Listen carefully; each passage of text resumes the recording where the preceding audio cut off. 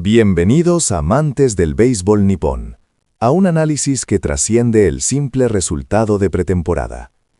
Lo que presenciamos aquel 3 de marzo no fue solo una victoria de los Gigantes de Yomiuri sobre los Swallows de Yakult, fue un ritual, una declaración de intenciones, la respuesta rotunda a la pregunta que ha flotado sobre el Tokyo Dome desde hace una década. ¿Quién puede cargar realmente con el peso del número 4 en la alineación?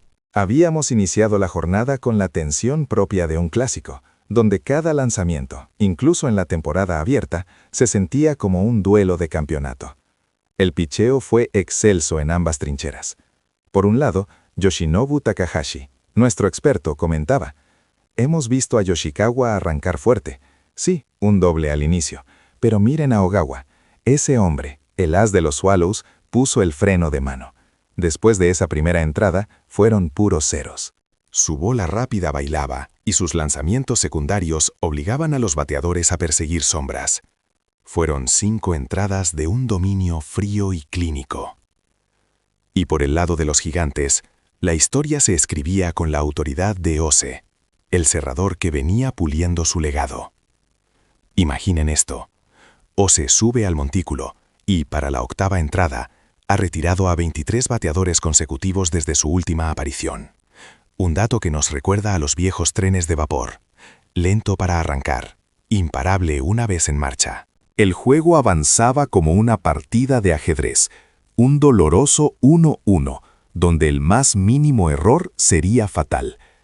El alma del equipo, el capitán Sakamoto, había dado el primer indicio de vida, conectando su primer batazo de la temporada abierta, una señal de que incluso las leyendas necesitan reafirmarse.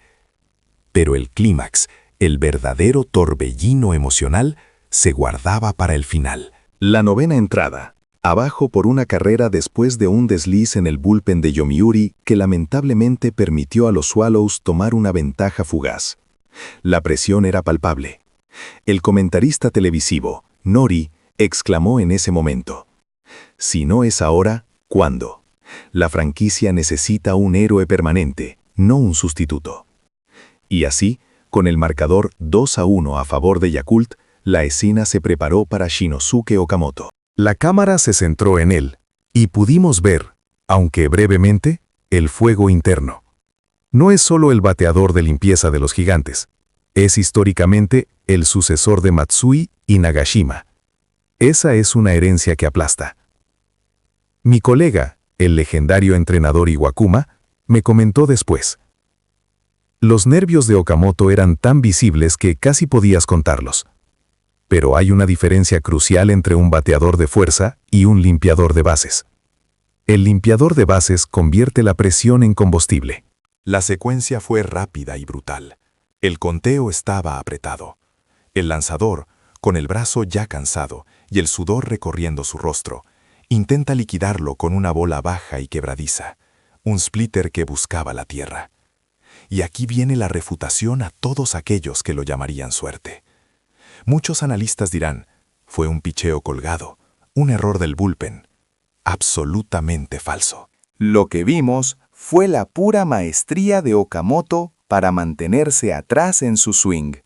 La habilidad casi inhumana de tomar un lanzamiento que rompía hacia afuera y, en lugar de jalarlo débilmente por el suelo, mantener la muñeca firme y enviarlo con una violencia controlada directamente al campo contrario, al jardín derecho.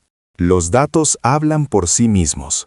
La velocidad de salida de ese batazo fue de 172 km por hora, un 8% superior a su promedio de la temporada anterior para contacto al campo opuesto. Un contacto así, con esa potencia y precisión, es la firma de un bateador de élite, de alguien que ha pasado miles de horas entrenando específicamente para dominar esa zona. La pelota voló, no como un proyectil, sino como una bala teledirigida, sobre la cerca. Jonrón de oro. La victoria de Sayonara en el campo contrario. El Tokyo Dome explotó en una cacofonía de gritos y aplausos, liberando la tensión acumulada durante 9 entradas.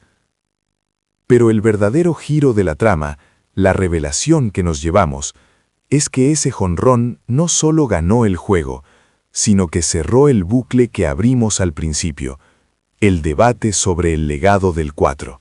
Iwakuma lo resumió a la perfección. Cuando un bateador joven conecta un jonrón, lo celebra. Cuando Okamoto lo conectó, se detuvo un segundo en la tercera base, miró a Sakamoto y asintió. No fue una celebración, fue una toma de posesión silenciosa. Dijo, sin palabras, el puesto es mío. Este es el Okamoto que estábamos esperando. No el chico con potencial, sino el hombre que, incluso en marzo, se atreve a llevar el peso de la tradición de los Yoyuri Giants sobre sus hombros, y lo hace con la fuerza silenciosa de un verdadero campeón. La temporada nos espera, pero la respuesta ya la tenemos. El 4 ha encontrado a su dueño.